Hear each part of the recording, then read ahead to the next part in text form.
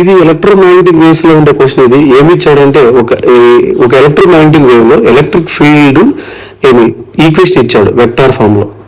అయితే దీనికి సంబంధించిన magnetic field value vector form లోనే మనం రాయాలి ఇక్కడ. అయితే ఎప్పుడు కూడా ఎలక్ట్రోమాగ్నెటిక్ డైరెక్షన్ ఇలా ఉన్నప్పుడు, ప్రాపగేషన్ డైరెక్షన్ ఇలా ఉన్నప్పుడు ఎలక్ట్రిక్ ఫీల్డ్ డైరెక్షన్ కి మ్యాగ్నెటిక్ ఫీల్డ్ ఆసిలేషన్ పర్పెండిక్యులర్ గానే ఉంటుంది. అంటే ఇచ్చిన డైరెక్షన్ ఎలక్ట్రిక్ ఫీల్డ్ ఇది ఖచ్చితంగా మ్యాగ్నెటిక్ ఫీల్డ్ ఎలా ఉంటుంది అంటే ఈ ప్లేన్ కి పర్పెండిక్యులర్ గానే ఆసిలేట్ అవుతూ ఉంటుంది అనమాట. ఓకేనా. ఇక్కడ నేను X axis Y axis directions ఏం రాలేదు, ఎందుకంటే ఇక్కడ మెన్షన్ చేసిండే డైరెక్షన్ వేవ్ ఎలా ఉందంటే ఎక్స్ ప్లస్ వై ఆ డైరెక్షన్ లో ఉందన్నమాట. ఓకేనా. సో అది కూడా కొత్త ఎక్స్ ప్లస్ వై కాదు, 3x + 4y. ఓకేనా. రైట్. అయితే ఇచ్చిన ఎలక్ట్రిక్ ఫీల్డ్ వెక్టార్ లో ఫస్ట్ ఎలక్ట్రిక్ ఫీల్డ్ యొక్క యాంప్లిట్యూడ్ రాస్తున్నాను. ఏమదంటే 57 ముందర ఉన్నది. అండ్ ఈ వెక్టార్ యొక్క మ్యాగ్నిట్యూడ్ మోడ్లస్ 4i - 3j ఎంత అవుతుంది? 57 √4² + 3² 16 + 9 25 √25 is 5. కాబట్టి 57 × 5 అవుతుంది యాంప్లిట్యూడ్ ఆఫ్ ఎలక్ట్రిక్ ఫీల్డ్. దాని తర్వాత డైరెక్షన్ ఎలా ఉంది ఎలక్ట్రోమాగ్నెటిక్ వేవ్ అంటే ఇక్కడ ఉన్న phase value direction means electric field యొక్క డైరెక్షన్ రాసేటప్పుడు యూనిట్ వెక్టర్ రాయాలి. ఈ క్యాప్ మోడ్లస్ ఈ బార్ బై మోడ్లస్ ఈ బార్. ఈ బార్ అంటే 4i - 3j డివైడెడ్ బై √4² + 3² చేస్తే 4i - 3j డివైడెడ్ బై √5 వస్తుంది. ఓకే. నెక్స్ట్ ఇదంతా కూడా ఏమవుతుందంటే ఎలక్ట్రిక్ ఫీల్డ్ యొక్క ఫేజ్.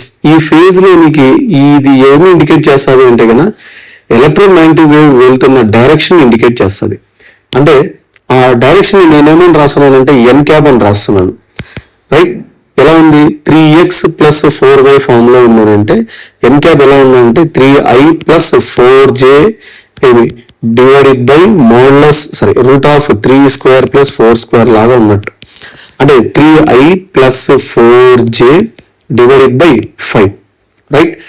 ఇంకా మ్యాగ్నెటిక్ ఫీల్డ్ యొక్క డైరెక్షన్ ఎలా ఉంటుంది అంటే కదా దాని formula N cap cross E cap, cross product అనమాట ఇది.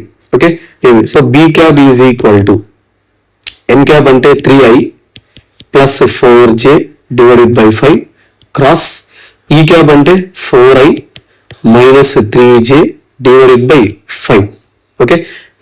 క్రాస్ ప్రొడక్ట్ చేసేటప్పుడు ఎప్పుడు కూడా i క్రాస్ i 0 అయిపోతుంది. తర్వాత i క్రాస్ j అది కూడా మైనస్ ఉంది. i cross j is +k. So 3 3s are 9 minus ఉంది కాబట్టి -3 3s are 9. i cross j is k. Next 4j cross 4i, j cross i is -k. So -4 4s are 16k cap. Next j cross j is 0 divided by 5 5s are 25. So total ఇది ఏమవుతుందంటే -25k cap divided by 25 which gives -k cap. అంటే direction of magnetic field ఎలా ఉందంటే negative z direction లో ఉంది అని meaning. So direction కనుక్కునేసాం. తర్వాత amplitude కనుక్కోవాలి. యాంప్లిట్యూడ్ ఆఫ్ మ్యాగ్నెటిక్ ఫీల్డ్ ఏమంటే BO, దాని ఫార్ములా ఏమంటే EO/C. ఆల్రెడీ మనము EO యాంప్లిట్యూడ్ ఫైండ్ అవుట్ చేసాం 57 × 5 అని. రైట్. సో 57 × 5 డివైడెడ్ బై 3 × 10⁸ అవుతుంది C value, velocity of light in vacuum. Okay. Next ఇంకా బి బార్ వెక్టార్ రాస్తున్నాను. B bar is equal to BO cos of ఇచ్చిన value question లో అంతా ఇదంతా రాసేయడమే యాజ్ యూజువల్, ఎందుకంటే ఎలక్ట్రోమాగ్నెటిక్ వేవ్ యొక్క ఫేజ్ అది. రైట్.